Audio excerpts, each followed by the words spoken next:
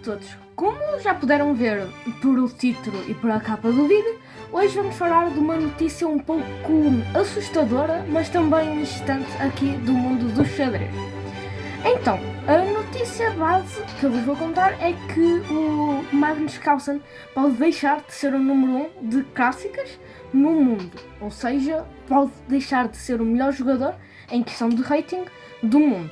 Assim, mesmo que eu diga que o Garry Kasparov, que vai ser a pessoa que tem a chance de tomar esse título a Euro, mesmo que o Magnus diga que o Garry é melhor do que eu, o Garry Kasparov, pronto, ele mesmo assim tem uma chance de perder rating e o Kasparov ganhar. Mas antes de falar isso, vou ter de vos falar sobre o assunto que fez com que fosse possível esta descida abrupta no rating do Magnus. Então, tudo começa com o Norway Chess. Como é costume, o Magnus ganha, mas este ano não.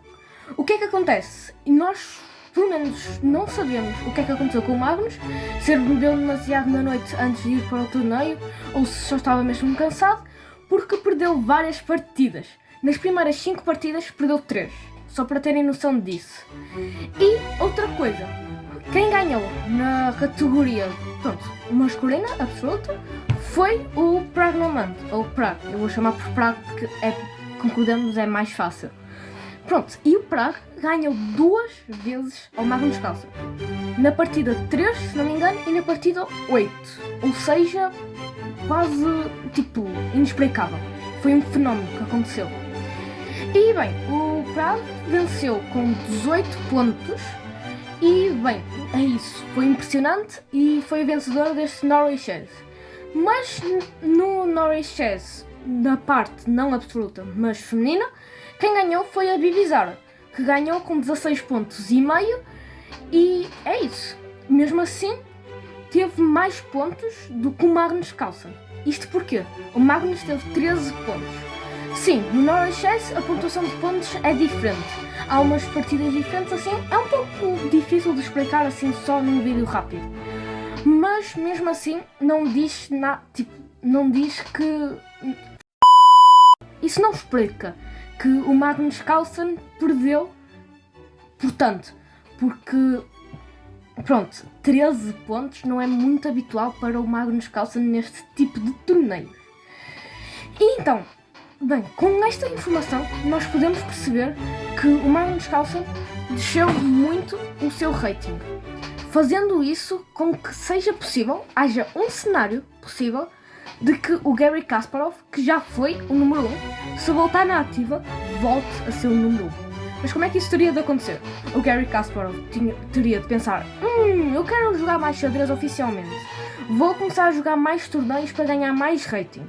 Enquanto ele fazia isso, ele tinha de ganhar todas as partidas, literalmente. Ou empatar algumas, mas a maioria tinha de ganhar.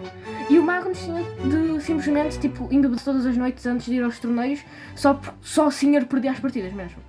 Ou, não dormir antes do torneio, porque senão não dá para o Magnus perder. Porque o Magnus teria de perder todas ou quase todas as partidas. Que assim perdia muito rating, e assim o Garry Kasparov talvez subisse, porque vocês podem reparar que o rating deles é muito parecido, está muito perto. E bem, isso assusta-nos um pouco no mundo de xadrez, porque o Garry Kasparov, para quem não saiba, ele tem 63 anos. Ia ser uma coisa muito engraçada ver o Garry Kasparov a subir outra vez, porque ele já foi o número 1. Então, ele ser o número 1, depois estar inativo e depois de algum tempo só pensar: quero ser o número 1 de novo, e ser o número 1 era muito bom, era muito engraçado. Mas mesmo assim, eu vou dar uma opinião minha. Eu acredito que se o Garry Kasparov chegar ao número 1 e for inativo outra vez, o Magnus Carlsen volta rapidamente se, como eu disse, não se imobilizar nem não dormir à noite. E bem, eu acho que é isso. As notícias de hoje foram essas e é isso.